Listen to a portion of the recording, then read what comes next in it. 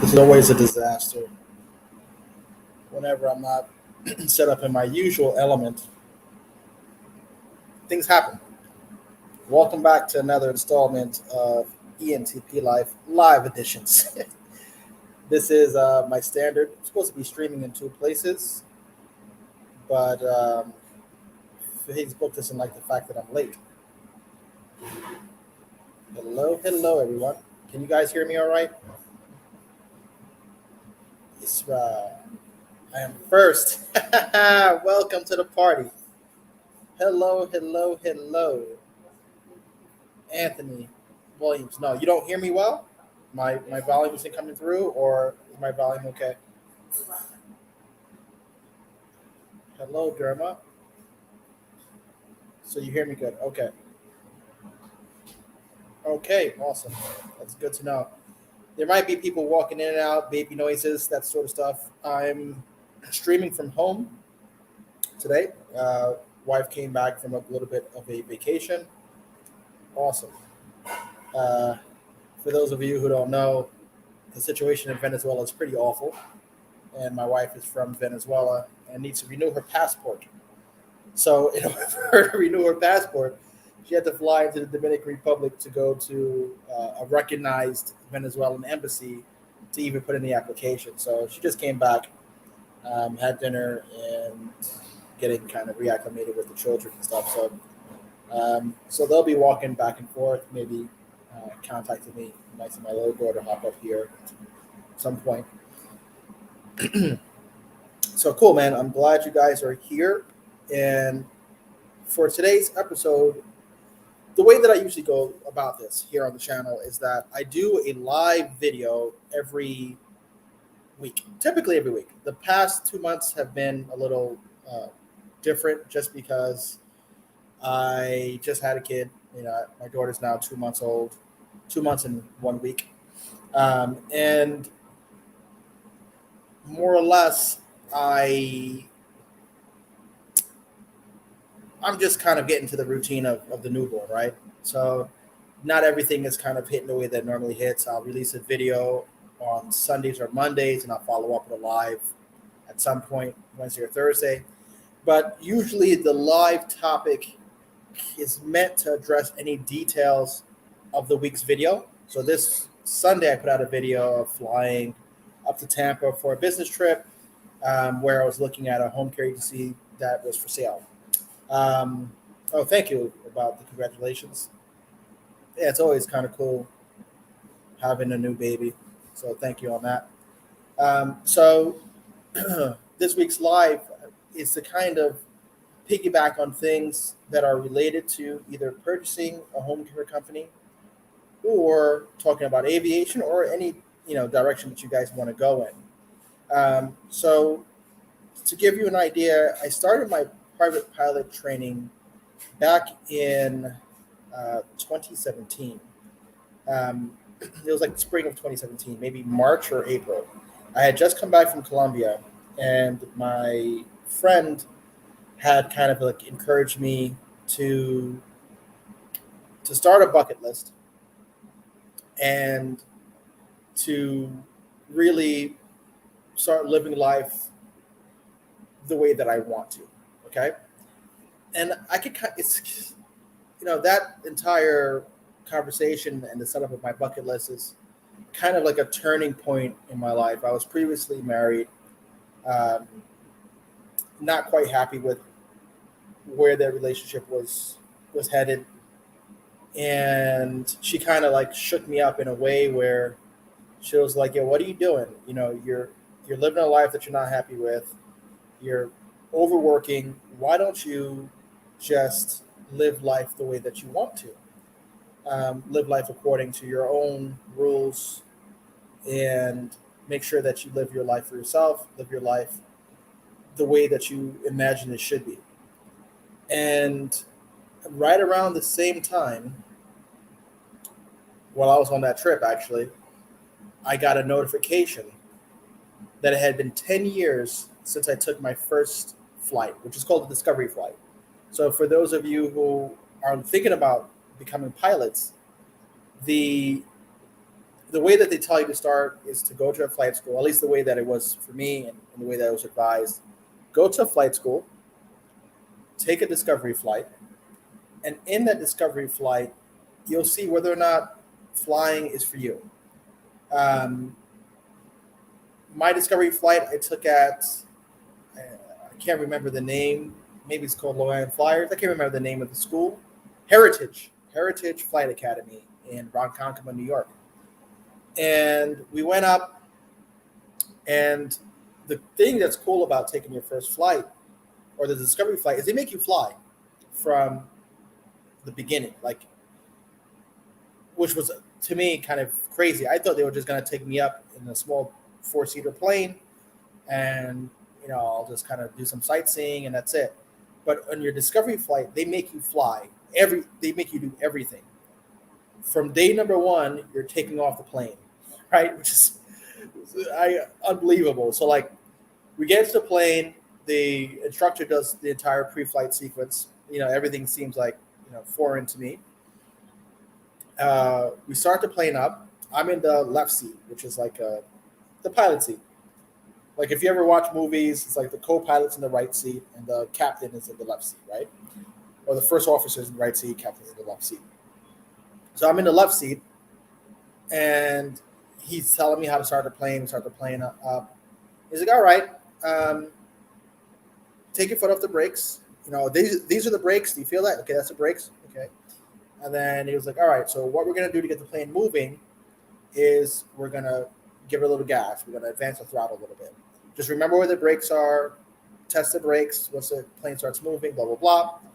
And now he's doing all the radio communications. Obviously, on day one, you're not doing comms.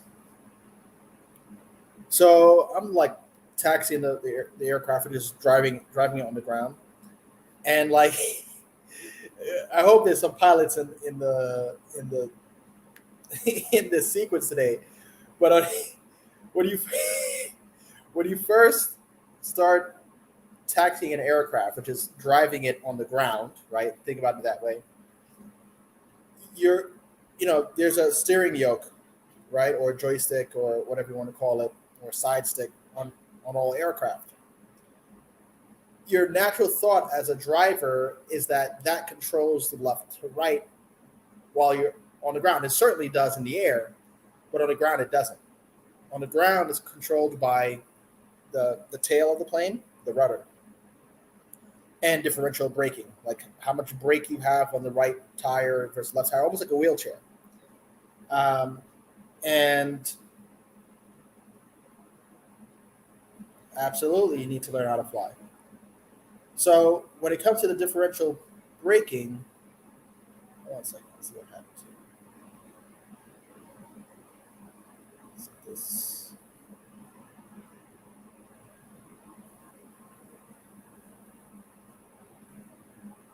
Sorry about that. Just this thing's acting crazy. And if you guys can, the 7 of you in the room right now, just hit the like button. Liking this live as we're going and commenting and being interactive really helps, because they'll start pushing the live out to others. We could get way more people in here. Randy Rosales, I've flown with Carl and made it live and safe. The second time. The first time we almost didn't make it. It was bad that day. But yeah, so when you're on the ground, you're using the rudder pedals to drive. So like it's hard to get used to. So I'm like doing like these squiggles all over the place, whatever. We finally pull up to the runway.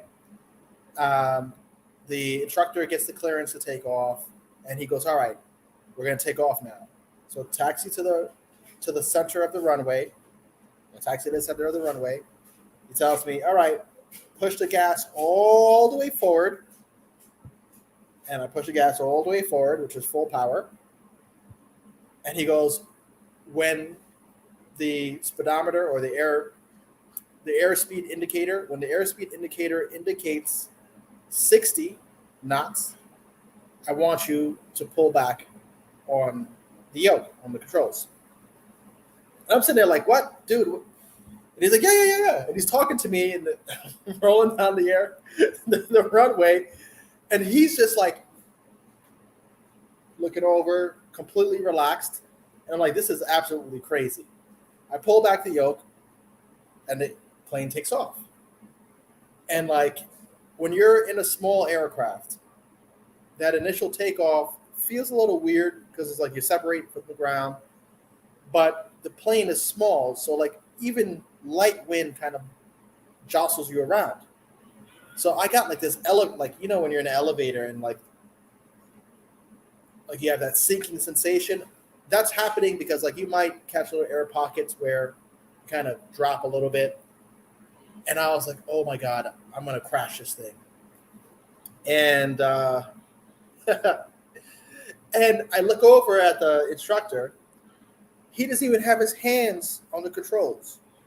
He has one hand behind his head, and he's looking like out the right of his window and kind of glancing over from time to time. And he's like, "Yeah, just hold it at around 90. You know, if you're if you're above 90, pull back. If you're below 90, push forward until you're at 90 again, and hold that, right?" And lo and behold, you're flying the first day. And then after that, you do a couple turns, etc. They don't let you land the first day. But that's your discovery flight. So I got that notification on Facebook that it had been 10 years since my discovery flight. And it was like, how did 10 years pass? And I didn't pursue my pilot's license in all that time. And it's something that from that discovery flight, like going to discovery flight, I was like, I want to become a pilot. That discovery flight cemented it for me. And then I got caught up with work and life and my relationship. And I didn't even do the thing that I really wanted to do for myself. Right?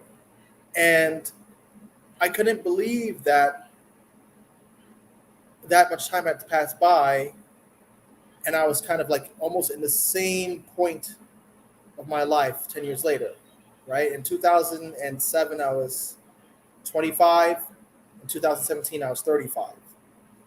And I was like, wow, 10 years goes by in a flash. And 10 years, is a big chunk of life. And I was like, that's 10 years I could have been a pilot, whatever. So after that conversation with Paulina, I ended up, and seeing that, I started creating a bucket list. So I have 100, I'm at like 92 items or 96 on my bucket list. It's my 100 things to do. And I made sure that I put becoming a private pilot as one of them. So 2017 I started, 2018 I finished. I actually bought the plane that's in the video in August of 2017. That's Cherokee 8623 whiskey. I bought her for a little under 35,000. I think it was like 3480 all in. Picked her up from Kokomo, Indiana, flew her back home with my instructor, and she's been my plane ever since. So one of the things that I kind of told myself is that I would use my plane more often than I was at that time. And I'm surprised how many people on here. But yeah, I told myself I'd use my plane more often than I was, and I was like, you know what, maybe I should use it more for recreation, more for business, etc. So whatever excuse I have to try to take it up and get some practice in, I do. So that's the gist of that. Now, I know some of you guys who've seen my interview on Earn Your Leisure or know my story know that I have a home care agency, and in 2019, pre-pandemic, I was in negotiations to sell that agency. And I realized that in selling that agency that there was potential for me to do more. And the more was to kind of do what this agency that was looking to acquire us was doing, which is typical M&A strategy, purchase and consolidate along a continuum of care. And we built our home care agency from scratch. Had a multi-million-dollar offer. We're doing about $12 million a year at the time, and it seemed like the people that I was talking to were less competent of the industry than I was. And here they were piecing together hundreds of millions of dollars of home care companies. And their job was just that, to purchase and consolidate. Meanwhile, they have no experience building an organization from scratch. They know nothing about that. They're just employees that have some metrics to hit. And I was just like, this is kind of insane. And I was like, why am I not doing the same thing? So after that point, I had it in my mind that I was going to build out a larger home care company, that I was going to build one out, that obviously grows through organic growth, but also through acquisition. And that took me to pretty much where I am now with ADBook and my other home care company, Aviation Care. We now have 2 home care agencies in New York, 1 in Florida.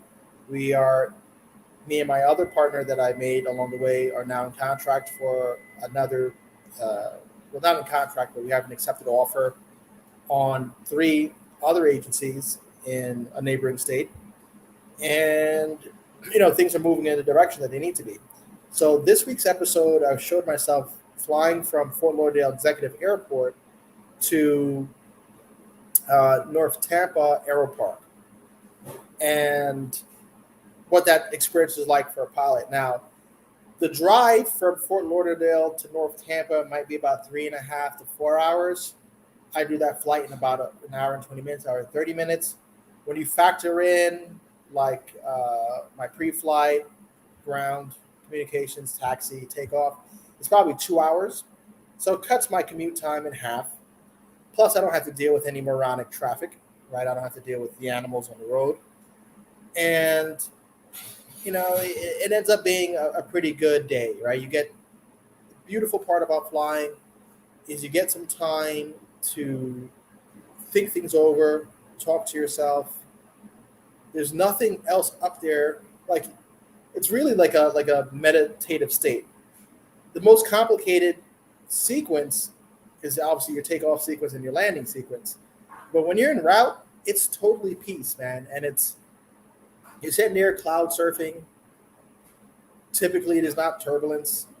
Typically, the air is cool, the temperature is fine. It's just a really good time to assess and evaluate your life. And I always catch myself while I'm flying still kind of amazed that I did it. Right? I'm a young dude, Haitian immigrant parents, born in inner city New York, Harlem, New York, grew up in Queens, Jamaica, Queens, New York.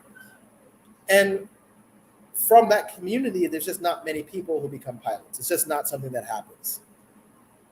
And to become a pilot, to become an aircraft owner, to be, I guess, a fairly successful entrepreneur, all of those things hit me at once when I'm flying, because it's like, less than 3% of the population are pilots, even less than that are aircraft owners. And it's like, all right, it's a reminder to me that I'm doing a lot for myself in life, which at times, same to you, which at times I lose sight of, right? And I don't know. For me, flying gives me such peace and such joy, but it also like makes me a little resentful, right? Because I don't fly as much as I would like. And when I bought my airplane, I bought a Piper Cherokee 235. The Cherokee line is like currently the introductory line for Piper aircraft.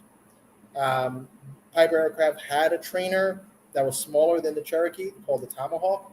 It was a 2-seat aircraft. The Cherokee and the Cherokee line, or the PA-28 line, which is the Cherokee to the Warrior to the Arrow, I believe is the sequence.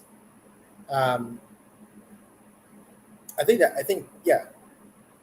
to the Arrow to the Archer is currently the name that they're using. I believe the Arrow is the retractable gear version. So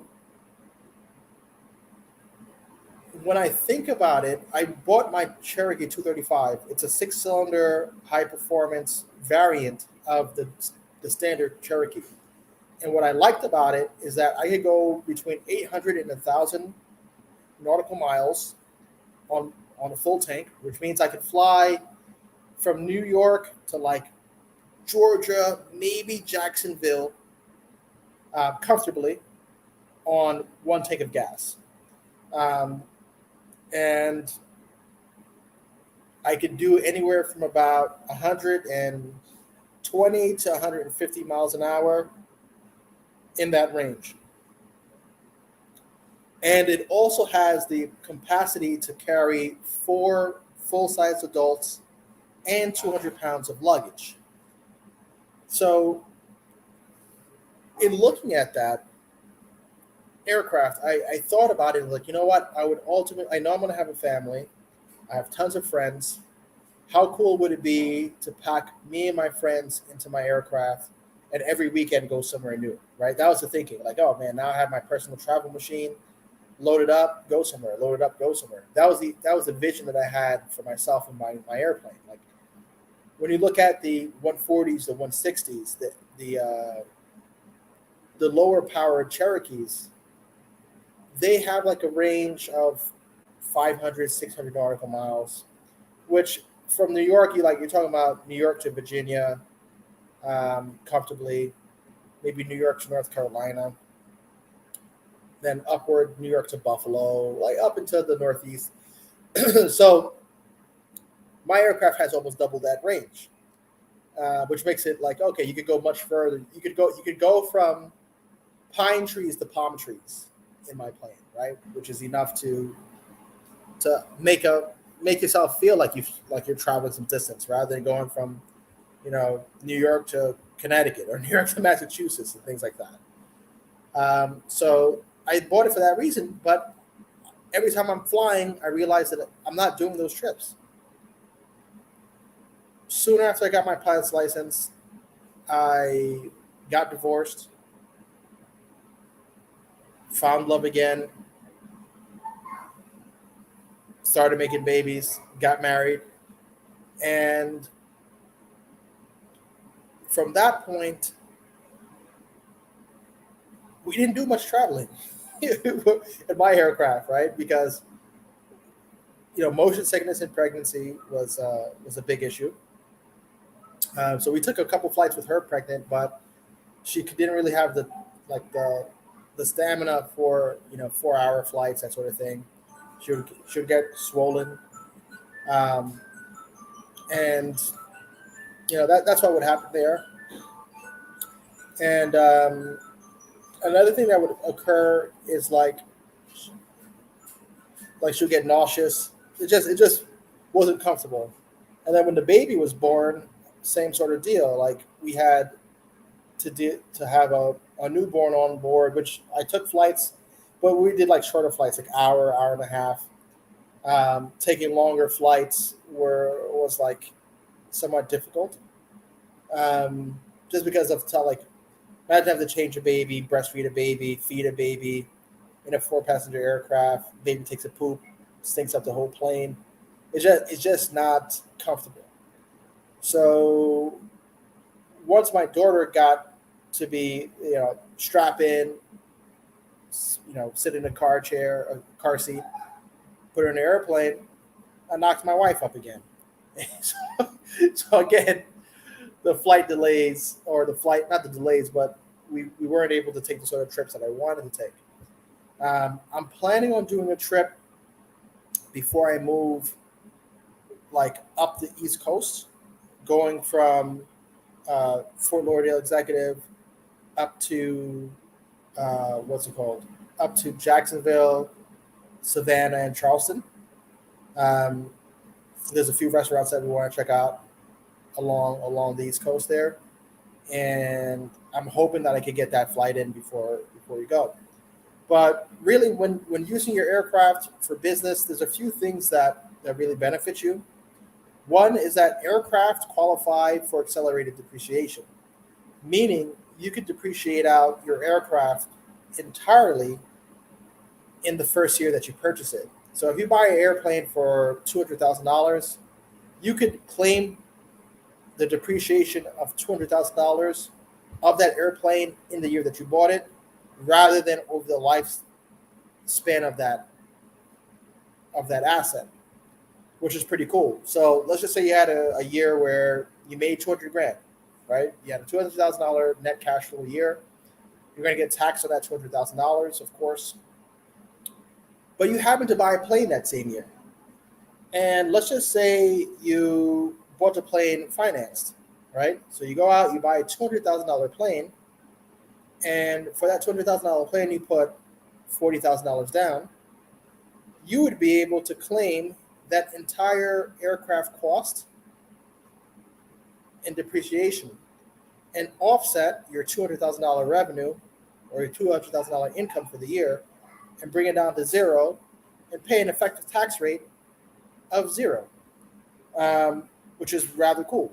So I took advantage of the same. It was only 35,000 that I could use as accelerated depreciation, but I did. And if you were in a position to buy a $2 million aircraft or $4 million, $5 million aircraft, the same would apply. So that's one of the cool things about aircraft ownership, at least in the current tax code. Another thing is your fuel cost, your tie down cost, your insurance cost, the maintenance on the aircraft. All those things are tax deductible as well. So if you're using your aircraft for business, you can write off those expenses for your hobby, rather than just being like a W-2 employee and you're spending post-tax dollars on this hobby of yours. If you're a business owner and you're using your aircraft for business purposes, you could build your time and write off that expense. When it comes to buying a business, I'm actually going to do a deeper dive on that topic next week. Right now, like that's actually the follow-up to this video. It's like I realized that I just glossed over the idea of buying a business, and I want to kind of go a little bit deeper into that, because I get approached by a lot of people who are looking to start home care agencies or healthcare staffing firms, and that early stage can be expensive and can be hard, and a lot of people unfortunately don't make it out of the idea phase or that initial startup point, and maybe buying a business might be better for them.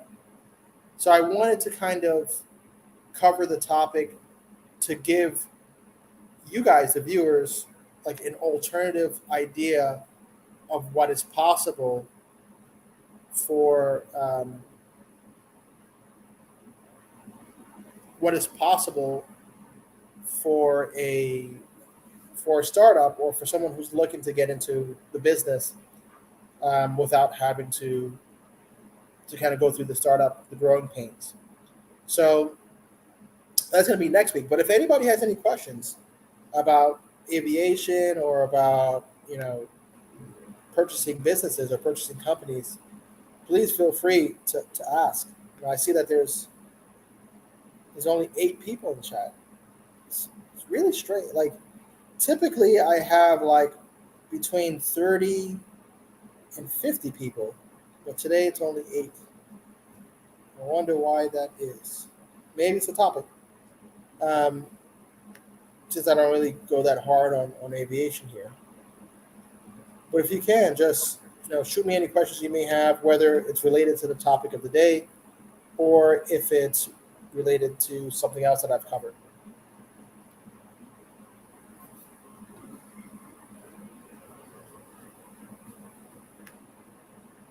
It's quiet in here.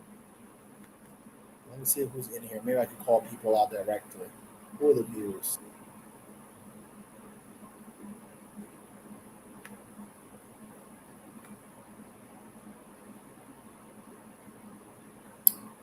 Oh, thank you for the question.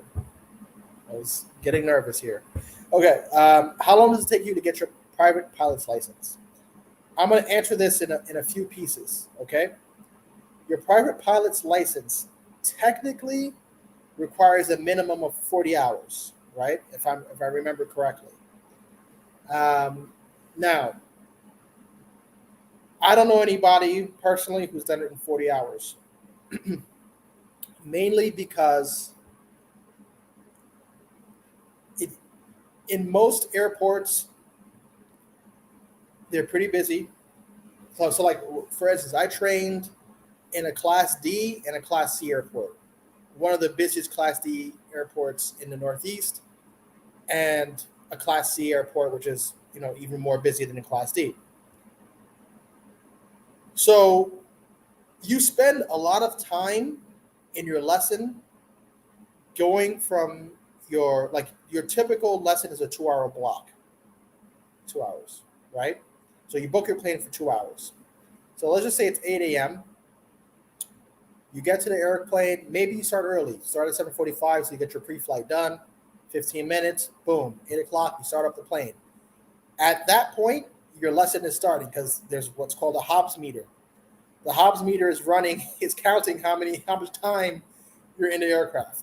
You get your clearance, you get your weather, you get your clearance, you get your taxi instructions, you taxi to the runway. Hopefully there's not 7 other planes in front of you and 7 planes on final. That happens, you might be sitting there for half an hour killing time. You take off and you fly to the practice area.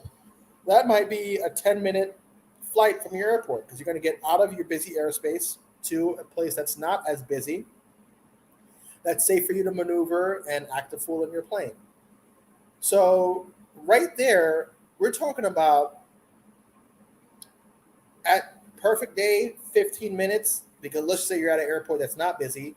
You're going to taxi, you're going to get up, you're going to get in the air, you're going to get to the practice area. That's 15 minutes. Another 15 minutes to come back. And then you really have an hour and a half in a good situation to practice maneuvers and stuff like that.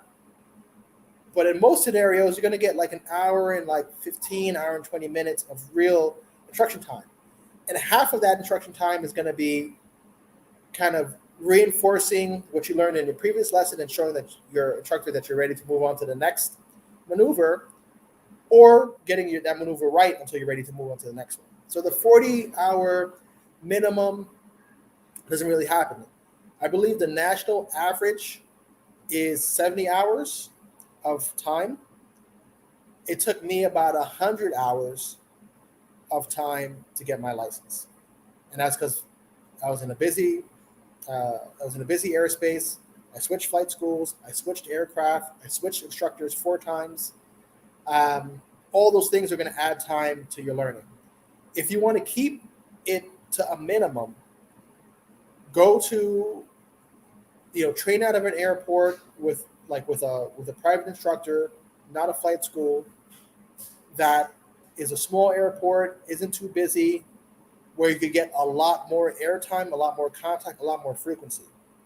Another thing that happens is, like, if you're able to fly every day, right, weather permitting, you're able to fly every day, then you're locking 2 hours of lessons every single day.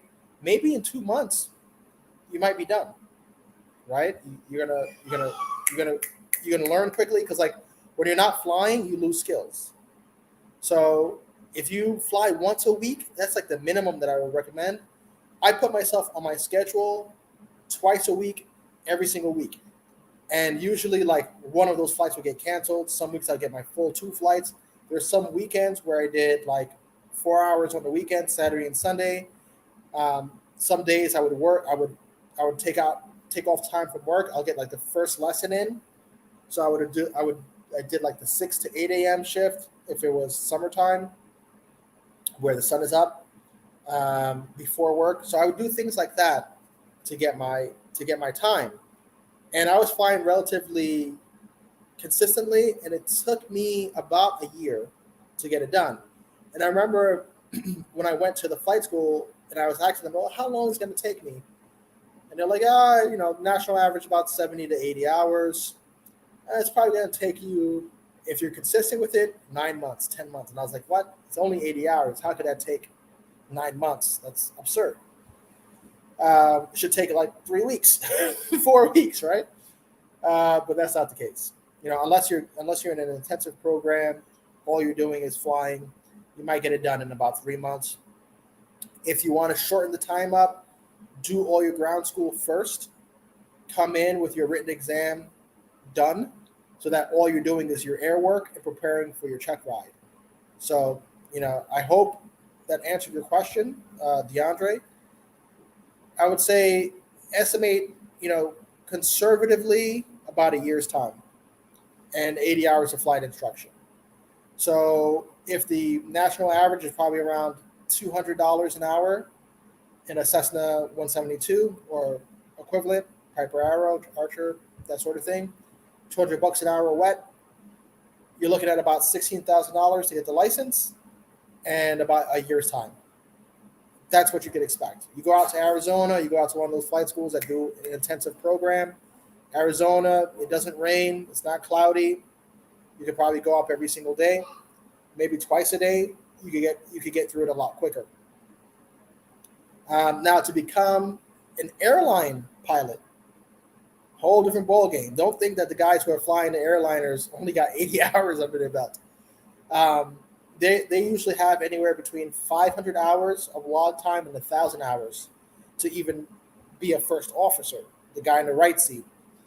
So, if you're consistent with it, you might be able to bang out, the 500 hours in a year and a half's time. But you're going to have to go. That's full time. You're going to get your private to instrument to commercial, multi-engine, get your CFI so you can become an instructor. Maybe in all of that, you're looking at 250 hours or so. And then you become the instructor to start building time teaching other people. That time counts towards your airline time, okay? If you're thinking about going that route. Just wanted to answer that in advance. Damien, most people think airplanes are beyond their reach. Most people are wrong. Aircraft are within their reach, especially in the United States. I think internationally it's a little harder, but you have to remember aviation was developed here in the United States. The best aviation infrastructure is here. The most aircraft, the most airports per a square mile, I guess, are here. The aviation industry is in the United States. So if you're in the USA, you've got, $1,000 a month of discretionary money. You could be a pilot. You could own an aircraft. Simple as that. Randy, what's up with your flying school program? Okay, so Randy knows that I have a nonprofit called Flight Forward. Flight Forward is to focus on getting more minorities, low-income people, and women into the cockpit. When you look at just like what Damien is saying, most people think aviation is out of their reach. Aviation is not for them. And it's mainly because they don't see people like them as pilots, and they don't think they have the money or they don't have the means to afford it. And what I mean by people like them, when you're flying in an airliner, most pilots are white males in America. That's just what it is. This is not a racial thing. It's not that. That's just what it is. Okay? The majority of the American population is white.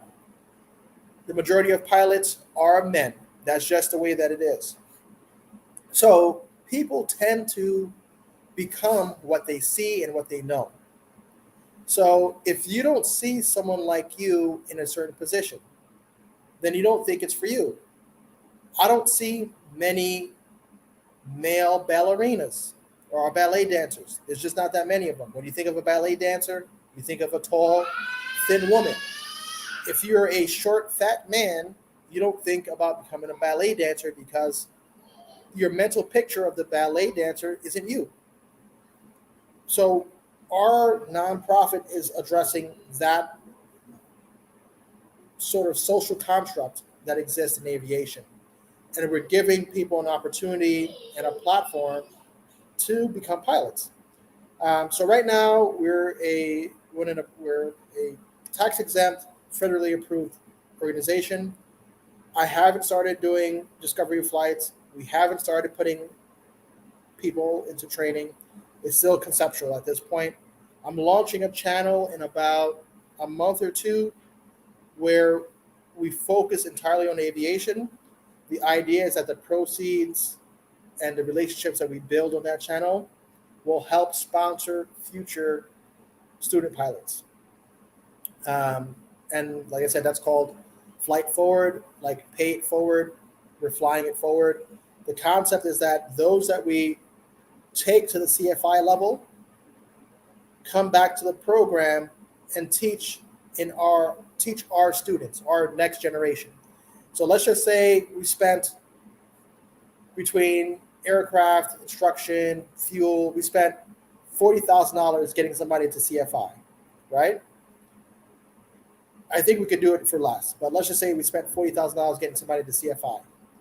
That CFI will then come back to Fly It Forward, where they could do paid instruction for those that can afford it and aren't like the sponsor recipients, and those who can't afford it, who are women, who are economically disadvantaged, who are members of the minority communities in America. Those people will get their flight instruction for free. That way, the student and the CFI both get to build time economically, cheaper than it would be to go through a program like ATP, right? That's the logic there. So the more pilots we put into the air, the more pilots come back and donate their time to build time and educate the next generation of pilots. That way, it's kind of like a self-supporting, self-sustainable system. And when we have the flight school, people who can pay, that are paying the typical $200 an hour, the profits get reinvested into the next generation of pilots. If we're able to negotiate, like, fuel donations from Shell, from the national avgas producers, we get pilots to donate their time. We get retired aircraft to get donated to the school so that we can repair them, refurbish them, get them flying again. Those sort of things will keep and this is in reference to Randy's question, will keep the program going. So the idea is to create a self-supporting flight education system. And when I do that, obviously I want to have a larger exit so that I can say, hey, let me earmark $5 million, park it up in some real estate, park it up in some, cash flow producing assets. And from that $5 million, I'm able to fund this program and support this program, regardless of whether or not people are giving donations, sponsoring pilots, etc. With a $5 million budget, we could have a really nice program that puts out pilots every single year. I'm actually still up for it. I got to just make my money first. DeAndre, you're very welcome. Rodsvin, I'm not instrument rated yet. That's another issue. So, I can only fly in VFR conditions. So there's some days where I'm free, and the weather's not cooperating. So the next thing that I want to do is I want to get my IFR, but I want to get my IFR in a properly equipped aircraft. Like, my aircraft is IFR certified. It's got a glide slope. It's got dual VOR receivers. It has the equipment necessary to execute a IFR approach. But it's a lot easier when you have an autopilot that syncs up to your GPS, that you could load the approaches directly into your GPS system. It makes the workload a whole lot less. So when I get my next aircraft, which is most likely going to be a Piper Malibu, it'll be well equipped, and that will be the bird that I get my IFR on. That's my logic there. So I can train in my aircraft. It'll be an aircraft that I'm getting used to, that I'm going to be using, and I feel like the Malibu will probably be my aircraft from now.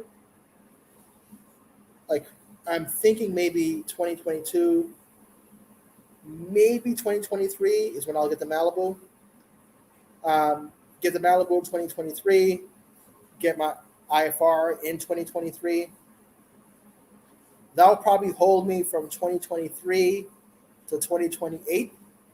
And I feel like I would have clocked enough time, enough experience, enough, you know, Class A airspace time, which is above 18,000 feet, that I would feel comfortable stepping up into a turbine aircraft, whether it's, a PC-12 or similar, or like a Vision Jet or something like that. I honestly, I'm pretty set on the single engine turbines just because they're more economical than the jets. They have better short field runaway performance. Um, you know, the premier the premier single engine turboprop is probably the Pilatus PC-12. It's big, it's spacious, it's fast. The TBMs are faster, but they're smaller. They're a smaller aircraft. So I think that's where I'll end up. If for some reason I don't end up in the turbines, it would probably be like, yeah, it'll probably just be the Malibu. If that's where I top out at the Malibu.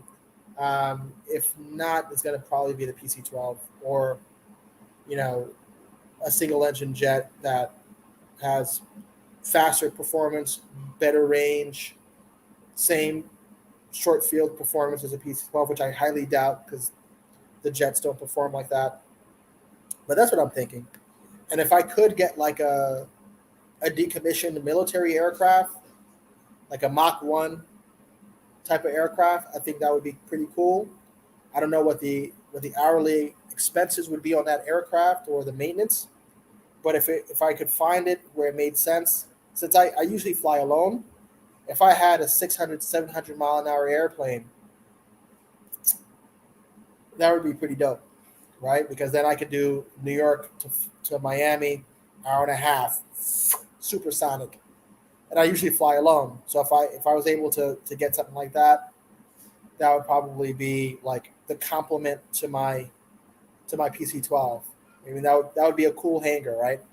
I'd have like a Diamond DA-20, like my little. That's what the first aircraft that I traded in, so I still have like this soft spot for it.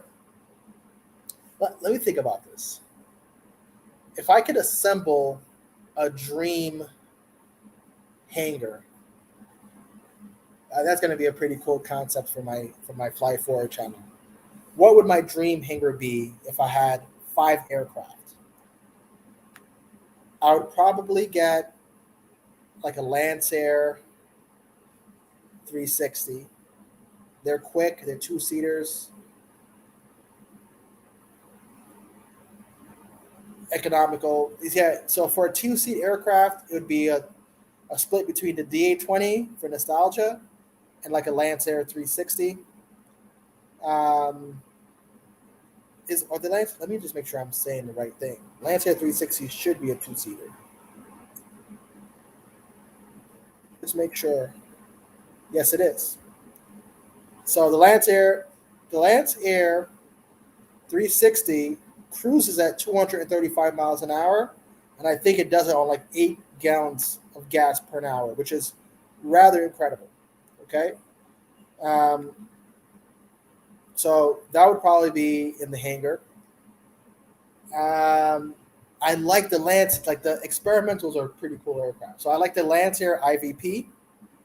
It's a fast one too, but it's a 4-passenger pressurized. That might be in there. PC-12 would be in there. A fighter jet would be in there, and maybe one multi-engine aircraft. Maybe like a King Air. That'd probably round out my 5. And all of those are approved for single engine operations. I don't need a Gulfstream. It's too much money. You get speed, you get range. I don't need a 737, 777. I don't need any of those. I need something that's going to fit into a community hangar, gets me above 300 miles an hour, gets me more than 1,500 nautical miles. I'll be happy with that.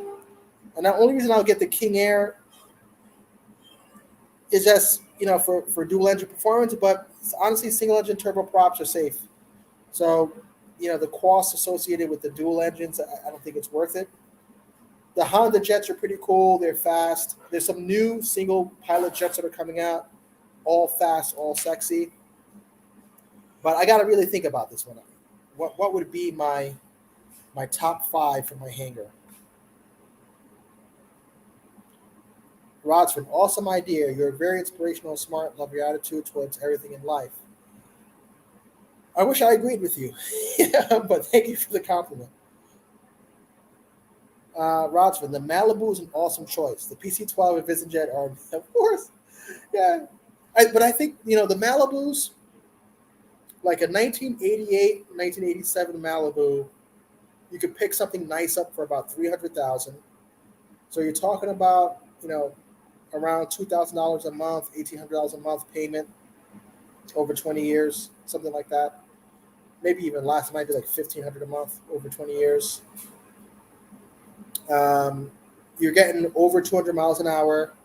You're getting over 1,000 nautical miles, pressurized, 6-passenger. They're nice to me. To me, it's a step up from where I'm at now, and I think that's the plane for me. If I don't do the Malibu, it's a toss up between like number one is the Malibu, next choice. After that, it's TTX SR22 and Diamond DA42. For speed, utility, the SR22 and the TTX or the Columbia 400, whatever you want to call it, they're fast, they're modern, they're attractive, they're fixed gear, so I don't got to be a gear up idiot. I'm not really looking at the Bonanzas, even though they're nice aircrafts. Just not, never seen myself as a Bonanza guy. But that's really like what's in the wheelhouse for me next, or that IVP. But I hear the IVP is a pretty slippery, not forgiving airplane. So I'd rather go a little safer. DeAndre, if you could go back to when you first started investing in real estate, where would you start? I'm a young professional, and that.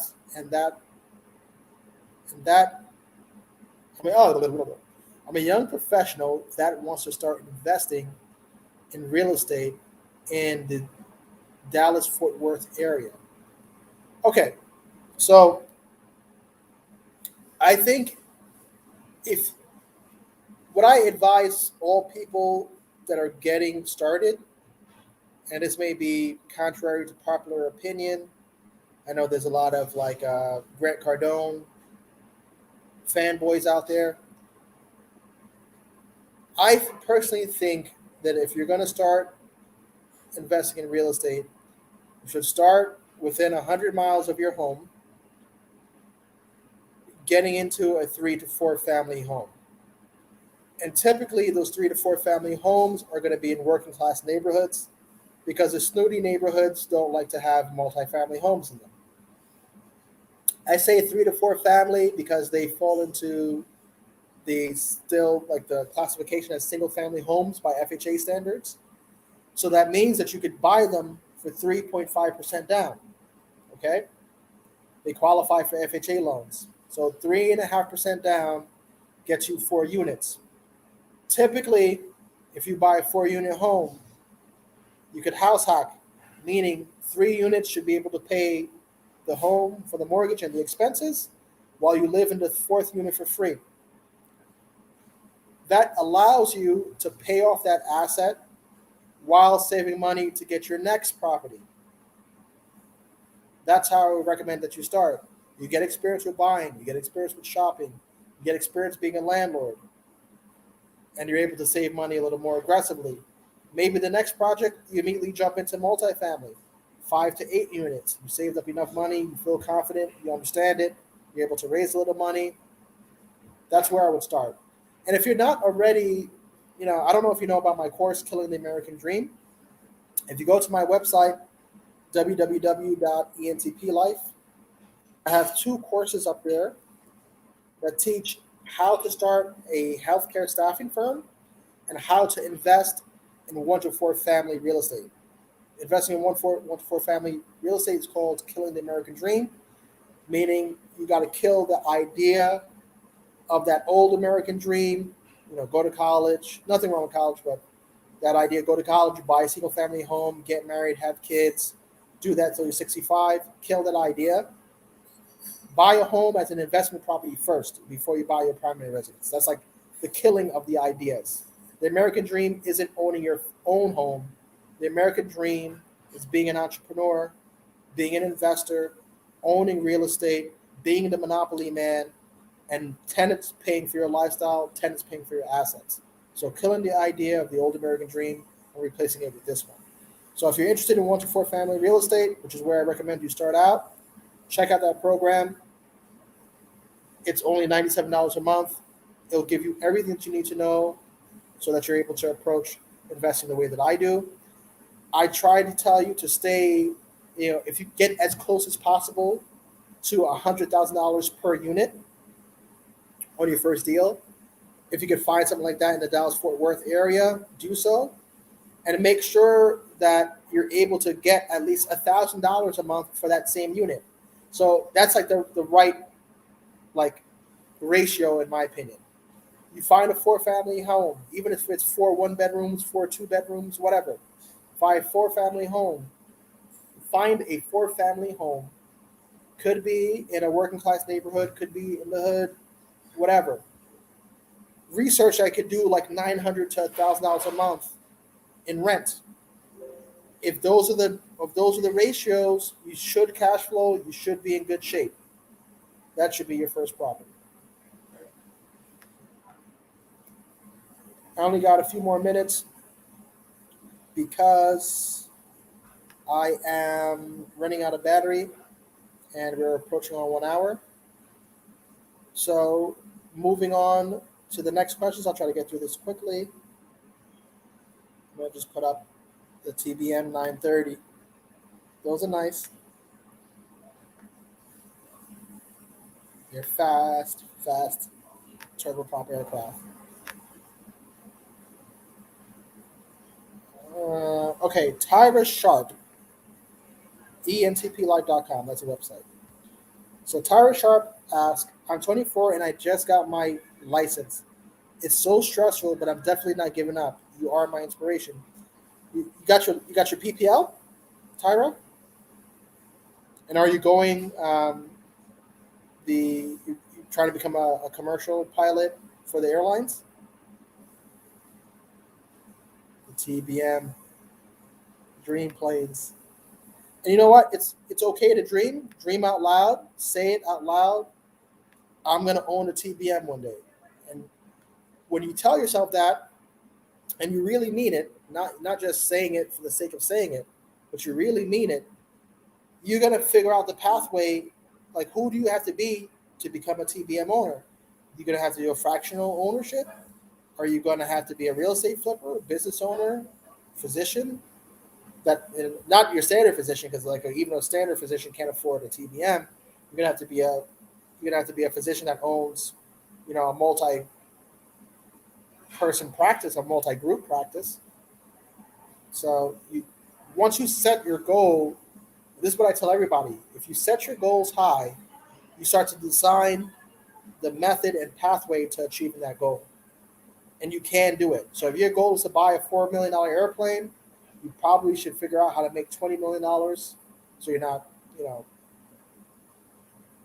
maxing out on just this airplane.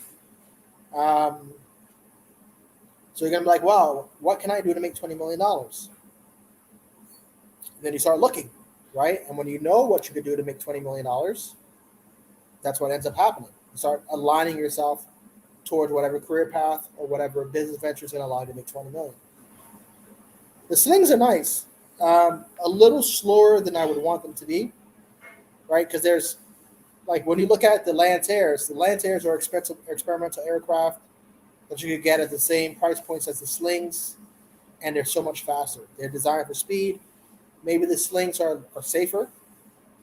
I like the sling. I know, those of you who follow Mojo Grip, Mike, his sling is nice, man. I'd love to trade. I'd love to trade in my Cherokee for one of those. It's faster by like 30, 40 miles an hour. It's a nice aircraft. I wish I had one. Oh no, my computer's acting crazy because the battery's dying. Nice choice of plane. Ivory Paul Payne. Would love to see you go into detail on business purchases in another video. Are you familiar with asset-based financing for purchases? Um, Asset-based financing. So typically all businesses are going to be asset driven. The business itself is going to be perceived as an asset, and the cash flow is going to determine your debt to service coverage ratios. So I guess we could talk about it in detail, but I'm not sure about what you mean by completely asset-based financing. Most lenders still want you to have a certain cash component in. They tend to not want to lend more than 80% SBA. A lot of other lenders are going to be looking at 60, 50% of the enterprise value they're going to finance. Ivory Payne sold fixed wing in 1977. Sold rotor wing in 1987, Hawthorne and Long Beach, respectively. Awesome. And you're currently licensed for single engine and rotor? DeAndre, you're welcome. All right, man. I'll hold you to it. Every time I see you, I'm gonna ask you how close you are to the TBM. So you prefer the TBM over the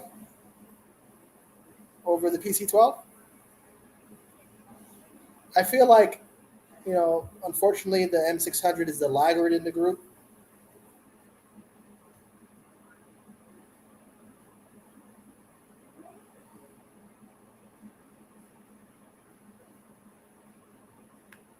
Anyway, that's my time. Thank you guys very much for joining me here for another installment of ENTP Life Live. Always appreciate you guys coming out. Always bring your questions. I'm always ready and willing to discuss whatever it is that gets brought to the table. Today's coverage was aviation. It's a small community. Love you guys. Those of you who love aviation, I know why. It's not for everybody. I wish more people would get involved. Once again, thank you for joining me here at ENTP Life. Look out for my next video next Sunday, which is going to cover the details of buying a business, the thought pattern, the process, what you should do if you want to build your wealth and build your income through business acquisition. I highly recommend you should check that out. Take care, and I'll see you in the next one. Bye.